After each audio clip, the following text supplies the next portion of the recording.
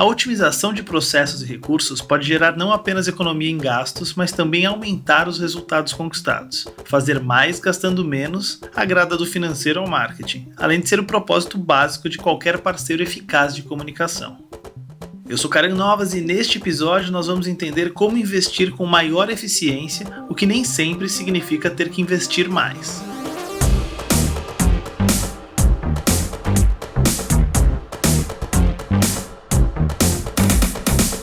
Seja muito bem-vindo e bem-vinda a mais um episódio do Inner Talk, podcast da Oliver Latinoamérica, com produção da Audioria, que te coloca dentro do universo das agências in-house, trazendo a opinião e conhecimento de grandes especialistas em marketing e comunicação, para falar sobre tendências, oportunidades e novos modelos de relacionamento entre agências e anunciantes. Lembrando que, por conta da pandemia, este episódio foi gravado remotamente seguindo todas as orientações da OMS.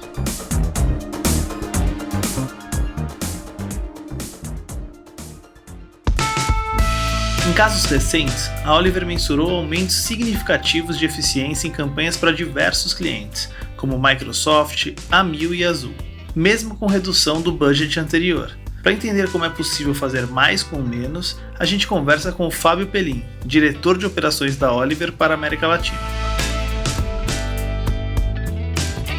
Fábio, eu imagino que não tenha mágica para entregar resultados cada vez melhores com a mesma verba de sempre ou até menos.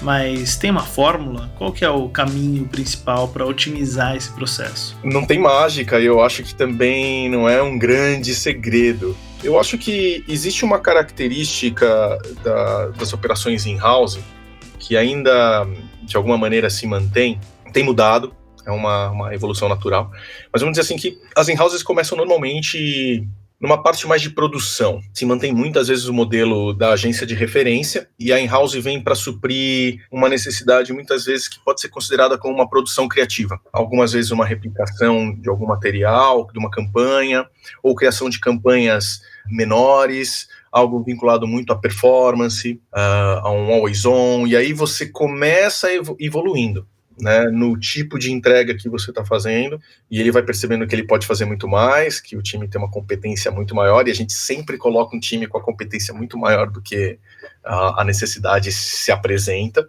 e de repente, quando você vê a in-house, ela está administrando campanhas de uma lógica, de uma complexidade bem maior. A gente já começou situações em alguns clientes onde a gente começou como uma agência que está produzindo conteúdo ali, fazendo manutenção das redes sociais, das conversas e tal, e hoje a gente já está encampando para ser a agência de referência, ou seja, não tem uma agência administrando essa marca, toda a cadeia está passando por nós. Isso acontece. Agora, como que você consegue essa eficiência? Eu acho que essa eficiência se consegue com alguns pontos, né? Primeiro com o desenho do projeto, né? Eu acho que o nosso briefing não é um briefing de uma campanha. O nosso briefing é um briefing do que você quer resolver como problema de comunicação. Quais são as suas dores quando você está se relacionando não somente com um fornecedor de serviços de comunicação, uma agência, uma produtora, o que for.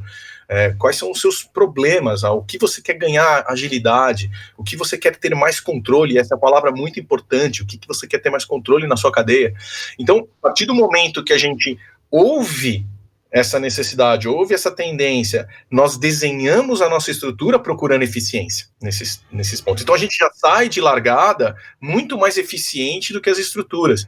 É muito comum que a gente esteja com aquela equipe, no segundo mês, terceiro mês, a gente já está produzindo 30%, 40% mais do que foi dimensionado com aquela equipe. Pode acontecer, eu reduzi o custo do que eu desenvolvi, daquele asset que eu entreguei, mas eu aumentei a produtividade, o que faz, consequentemente, que aquele asset também já se reduza o valor, né, por unidade do que está sendo entregue, de unidade de trabalho que está sendo entregue ali. Então, esse foco que nós temos no desenho e o tipo de solução que nós queremos levar para o cliente, já de partida traz um ganho para ele de produtividade, consequentemente de custo. Outra coisa que eu acho que também se observa muito, estou falando aqui muito do que eu estou entregando, né? Mas também tem o custo de oportunidade que você tem com a unidade interna, né? É o tempo de resposta que você tem para alguns problemas, ou algumas situações que se apresentam, que a marca pode ter um ganho, e a latência que ela tem, às vezes, num ciclo com a agência, faz com que ele até desista, às vezes, de explorar aquela oportunidade. Foi muito comum pra gente ouvir situações que fala assim, puxa, não estava no teu escopo, mas eu passei para você porque senão eu não conseguiria responder naquele tempo. E aí passa a ser uma demanda comum para a unidade daquele ponto em diante, porque consegue responder rápido. Então, sempre pensando que logo de cara nós temos que ter uma visão de custos muito controlados, a gente tem que trazer agilidade para o cliente, e a gente tem que trazer, nesse processo, um padrão de qualidade que as marcas que a gente trabalha não é desprezível, é fundamental. Você citou aí a eficiência de custos, o controle de gastos e da operação como um todo. Numa agência in-house, a transparência com esses gastos e processos, você acha que ela é ainda mais fundamental do que numa relação tradicional com fornecedores externos? Às vezes a gente tem aquela coisa com relação aos nossos custos, de como que a gente faz, né, a nossa cozinha de custos, de como a gente faz, muito guardada 7 chaves. Não é uma realidade para nós, né? Às vezes o problema de negociação é a falta de simetria da informação. Você não sabe o que o outro tem ali, ou o que ele está escondendo, né? Aquela coisa toda. É muito curioso, porque todos os nossos processos de negociação com os nossos clientes, a gente já tira isso da mesa. A gente já mostra todos os nossos custos, mostra o hemograma completo, vamos dizer assim, da nossa estrutura. E aí a discussão vai para o que é mais importante, que é o negócio. O problema que a gente tem que resolver juntos ali com a estrutura que nós estamos montando, os processos que nós temos que desenvolver para obter o máximo de eficiência dessa estrutura e como essa estrutura deve evoluir. Então, a gente vai para uma discussão muito melhor, uma discussão muito mais gostosa de ter a respeito de resolver um problema, e a planilha a gente deixa aberta e ela se altera, óbvio, de acordo com a necessidade, né, que a gente tem que atender. Olha, eu preciso de um outro perfil, esse cara tem que ser mais sênior, esse cara tem que ter uma característica, ou qual a combinação que nós temos que fazer de profissionais. Essa é a diversidade que essa estrutura tem que ter. Com o advento, por exemplo, agora do home office se tornando uma coisa talvez permanente, aonde você quer que essa pessoa esteja baseada, para que você possa ter a diversidade que você quer, de geográfica, às vezes. Então, a gente tira dessa questão e sofistica, deixa mais sofisticada, talvez, ou mais elegante essa conversa, e deixa os números de lado. Os números são sempre importantes, claro, mas ele não vira aquela coisa de consumir boa parte do tempo da nossa negociação em função de um não saber o que o outro tem na mão. E essa mesma transparência, ela vai também quando começa a rodar a unidade. Nós temos um sistema de gestão próprio, é o OMG, que é o Oliver Marketing Gateway, que é uma ferramenta desenhada para gerir as nossas unidades e para municiar nossos clientes de informação. É muito importante ter essa transparência de dados financeiros e operacionais com o cliente para que a gente possa evoluir com tranquilidade, e isso é uma tônica nossa em todas as nossas operações, sem exceção.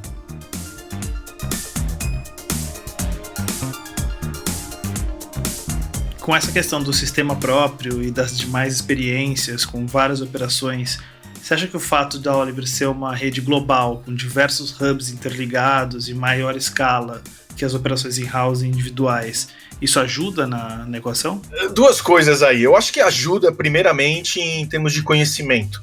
Nós temos muitos casos, muitas unidades no mundo, temos operações globais, como é o caso de Unilever. Então, quer dizer, a gente tem muito aprendizado que nós trocamos em si. Eu acho que isso é uma cooperação que nós temos globalmente e regionalmente na América Latina. Nossos encontros semanais com os nossos líderes de operação, eles são encontros regionais. A nossa líder de operação na Argentina, nosso líder de operação no México e os nossos líderes de operação aqui do Brasil, trocando ideia, alguns trabalhando nos mesmos clientes, outros trabalhando com clientes diferentes. E aí também tem aquele ponto que eu falei, né, de troca de realidades, a gente aprende com o que está acontecendo no outro. É muito comum uma pessoa falar assim, puxa, eu tô com um problema assim, alguém tem um relatório assim, alguém tem uma pessoa com essa expertise, alguém tem uma... E a gente troca informação. O que nós compartilhamos, sim, é nosso hub de produção, que normalmente ele é utilizado para atender coisas que estão fora do escopo da unidade, seja por demanda, porque extrapolou a demanda, né? Então eu preciso de colocar mais gente para atender naquele momento, sem mexer com a estrutura, e aí você consegue adicionar uma flexibilidade nela. E a outra é que eu não tenho aquele skill, né? Eu tenho aquela pessoa com aquela formação ali dentro, eu preciso plugar e tirar aquela pessoa, né? Então, para isso a gente tem um hub de produção para suprir essa necessidade e dar mais flexibilidade para a operação. Eu acho que a gente tem um benefício enorme de ser global pela quantidade de conhecimento e ferramentas que a gente vai gerando, e essa coisa de conhecimento, né? De recursos, eu acho que entra nessa parte de conhecimento, mas não tanto de alocação, porque todos os nossos recursos no mundo inteiro estão dedicados às operações que eles estão.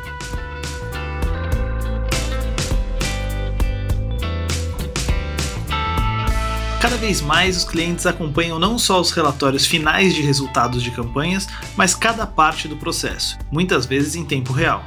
Sobre essa questão, a gente fala com o Luiz Periardi, diretor de marketing da United Health Group Brasil, que controla a marca Amil. Luiz, qual é a preocupação e a participação dos profissionais de marketing hoje na otimização dos investimentos, indo muito além dos resultados específicos e positivos de uma campanha? Hoje essa é uma questão fundamental, né? Eu acho que todo profissional de marketing tem que gerenciar isso e reportar, né, sobre o retorno do investimento, né, sobre todo esse volume de recursos, tem que ser justificado, né, como é que a gente está gerenciando. Aí vai desde os resultados de campanha, mas também do dimensionamento de capacity para atender todas as demandas que uma área de marketing envolve. Então, todo esse controle de custos e de otimização de recursos também engloba essa questão da escolha dos parceiros, né? Quem consegue atender as nossas demandas com qualidade, velocidade, agilidade, parceria e também com custo adequado. Claro que o marketing tem uma parte subjetiva, de certa forma, diferente de uma área de suprimentos, está comprando mesa, cadeira. A gente às vezes está comprando serviços que têm uma dimensão subjetiva ali, de qualidade, de forma de chegar ao resultado. Então isso também tem que ser levado em consideração. E você atuando numa área que não engloba só a publicidade tradicional, mas sim os eventos, os patrocínios, as ativações, isso tudo envolve uma análise de retorno sobre investimento diferente do tradicional, né? Esse retorno sobre investimento, ele tem alguns pontos. É claro que eu brinco que é o velho sonho da humanidade de controlar tudo, e isso não acontece, na verdade. O que acontece é que a experiência, o conhecimento, ele te dá uma noção muito grande de tudo o que está acontecendo. Agora, existem algumas áreas onde você não tem um controle absoluto, né? Não tem como mensurar, porque aí entra uma coisa subjetiva, que é justamente a força de marca, que vai impactar, ainda mais numa área como a nossa, de saúde, diferente de bens de consumo, né? Onde você faz uma ação e você logo depois você pode ir lá e no dia seguinte medir o resultado daquela ação. A gente faz coisas que pode impactar numa grande venda, numa parceria com uma grande empresa 2 anos depois. Então o ROI às vezes não é tão simples quanto um bem de consumo, mas a gente trabalha o tempo inteiro, temos uma área de Marketing Intelligence que se dedica a isso para a gente ter o máximo de controle possível, e o que a gente não tem, a gente tem a experiência e o conhecimento para poder entender que a gente está fazendo o melhor. Nesse sentido, como é que a House, né, entra nessa equação? A Amil está fazendo 42 anos agora, né? Durante cerca de 30 anos ela trabalhou com uma House, uma agência de publicidade completa que fazia parte da empresa.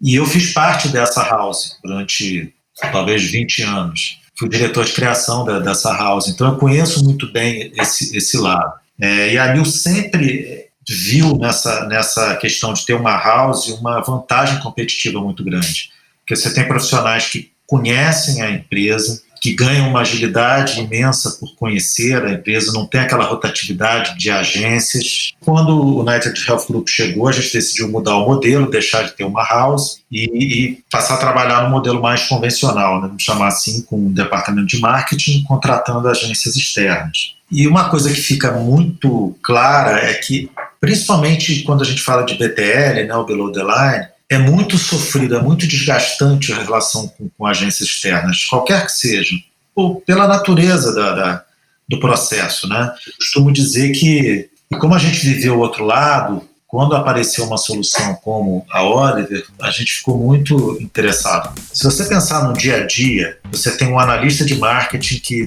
tem um pedido, uma necessidade de comunicação, e ele fala com a agência externa, ele vai falar com o atendimento, que vai falar com o tráfego, que vai falar com o diretor de criação, vai falar com a criação. É um telefone sem fio. Se você está numa house, como a gente está, você senta lá do lado do diretor de arte e aponta ali, já está resolvido. Enquanto esse processo que durou 1 minuto, numa agência externa, isso pode levar dias. Fala com o atendimento já interpreta de uma outra forma, fala com o tráfego, fala com...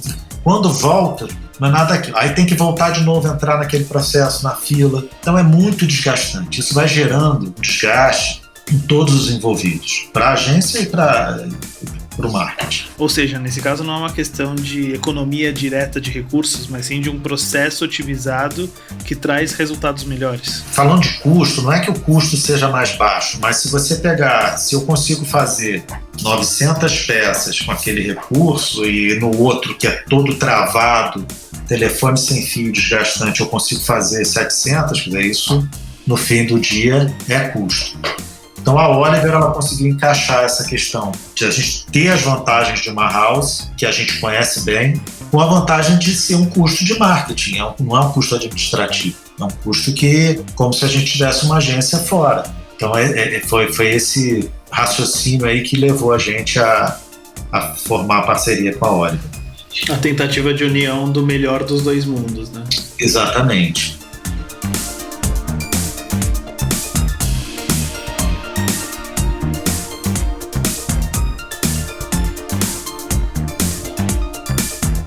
Quem conhece muito sobre esse processo também é a Danúbia Crivellaro, líder da operação da Oliver Brasil para a Amil. Danúbia, em um cenário tão competitivo como o de serviços de saúde, quanto a eficiência de custos pode representar na eficácia da comunicação? Bom, eu acho que dentro da Amil, a gente, desde o início do contrato, do projeto, que foi em maio de 2019, a gente, com muita transparência, conseguiu trazer processos produtivos para o time de marketing e comunicação.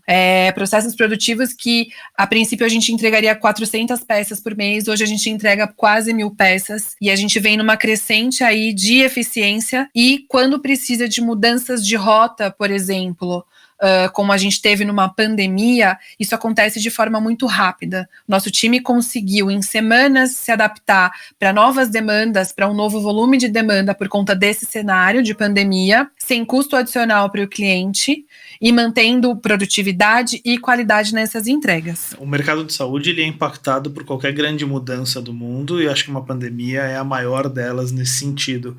Ter uma operação que já é preparada para necessárias adaptações específicas facilita esse processo pensando numa eficiência de custos? Facilita muito. Além de pandemia, por exemplo, a gente teve aí a não tão novidade, mas novidade da telemedicina. Do dia para a noite a gente precisou comunicar esse serviço que foi autorizado de telemedicina e a gente conseguiu criar então essa comunicação, produzir todas as peças necessárias em questão de dias, e a Amil com isso conseguiu ser a pioneira em comunicar que estava trazendo a telemedicina para todos os seus beneficiários. Com certeza, essa eficiência que a gente tem nos processos dentro da House ajudaram muito para conseguir colocar essa campanha no ar em tão pouco tempo e trazer esse pioneirismo nas campanhas da Amil.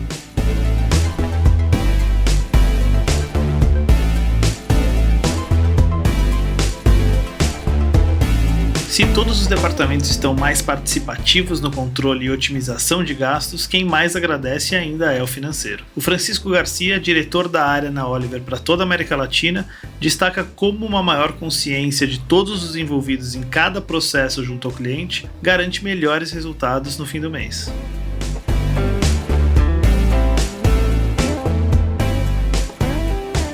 O ponto inicial, cara, começa pela transparência. Tá? Desde a relação com o cliente em si, como também com os business leads, né, que são os nossos líderes dentro de cada um dos clientes. Eles têm o acompanhamento dos números e da performance do trabalho deles, né? O quanto isso de fato se reflete ali no final na apuração dos números. Um cuidado que eu sempre tento ter é que assim, eu não sou um cortador de custos, né? E não é necessariamente essa a ideia. Eu sou um controlador de custos, né?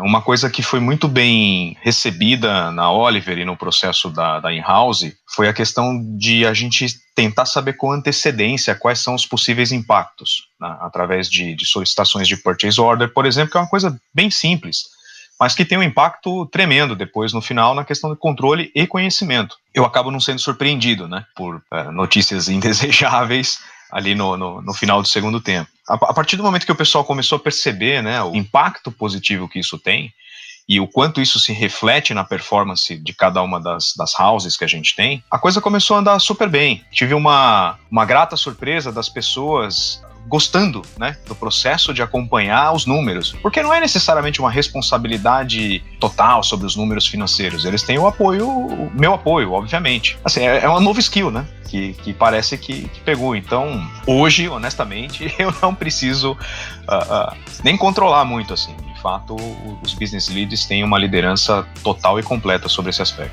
Já existe uma consciência geral de todos os envolvidos nesse processo, mesmo quem não necessariamente tem uma conexão direta com o financeiro. Mesmo quem não tem uma conexão direta, porque isso pode, né, e sempre vai, de certa forma, voltar para dentro da própria house, né? As houses, elas têm necessidades distintas, né, e momentos distintos na história dentro da própria Oliver. Às vezes o cara tá pleiteando um curso, uma especialização, alguma coisa nesse sentido, um tipo de treinamento, e ele entende claramente que a performance do time e o respeito ao que está programado, que é o principal, é fundamental para que isso seja provado.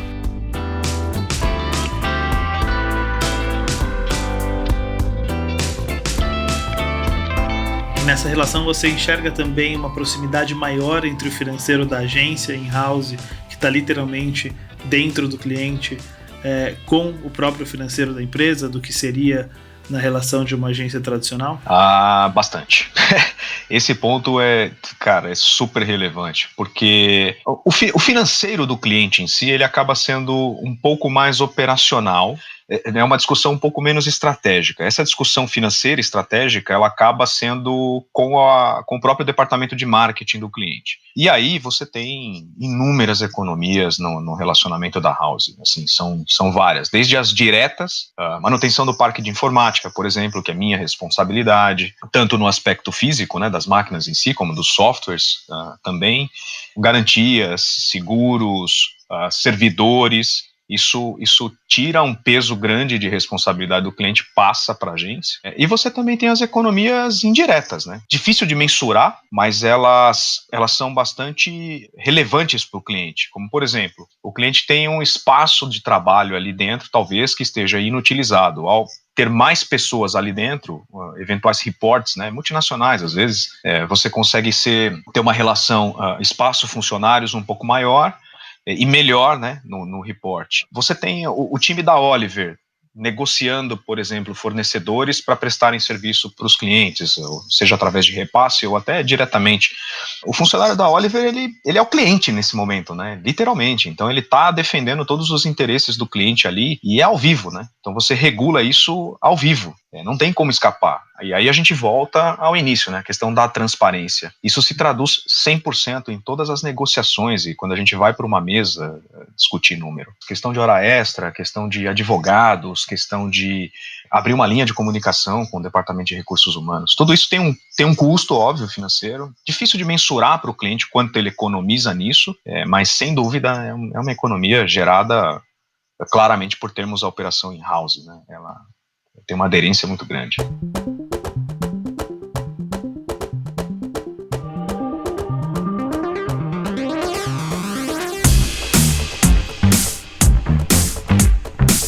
Esse foi mais um episódio do Inner Talk, o podcast da Oliver Latinoamérica, que te coloca para dentro do universo das agências in-house e de algumas das principais tendências da comunicação e do marketing no Brasil e no mundo.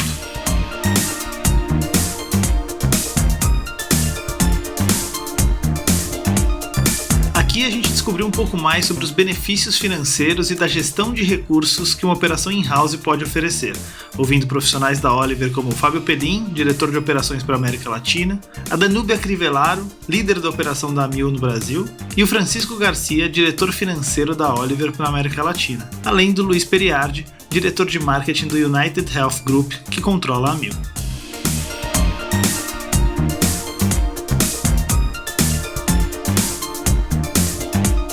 Você encontra mais conteúdo e informação nos nossos outros episódios, disponíveis nas principais plataformas de streaming e podcast, e também nas redes sociais da Oliver.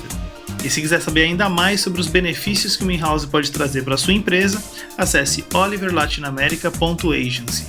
A gente se fala no próximo Inner Talk. Até lá!